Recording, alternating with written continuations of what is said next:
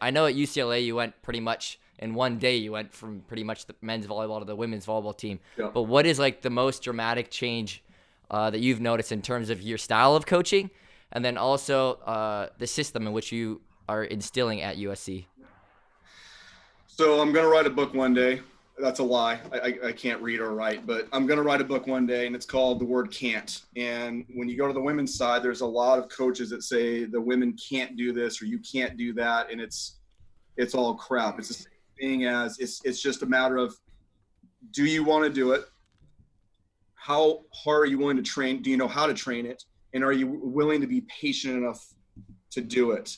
Hey guys, I hope you guys are enjoying this clip of If You Can't Handle the Heat.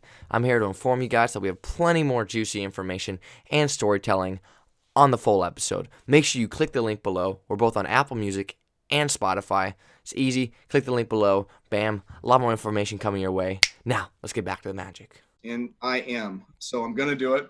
It may or may not work. I don't know. Let's check in 3 or 4 years, but we are doing the pot float system of Long Beach State, along with the mid and the BIC. And so if it's a pop, we're running mid, and if it's a float, we're running BIC. And the women on this team love it.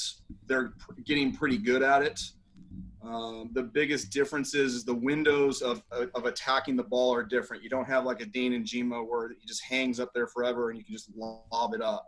So your windows are smaller. So I think a premium of recruiting is getting a really, really good setter on the women's side, more so than the guy side, I think.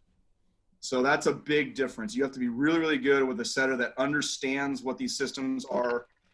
Just like both of you and Josh, like the three of you would be prime, and Micah Christensen too, like just prime candidates of like understanding what these systems really do, when to use them, and how to execute them in small windows.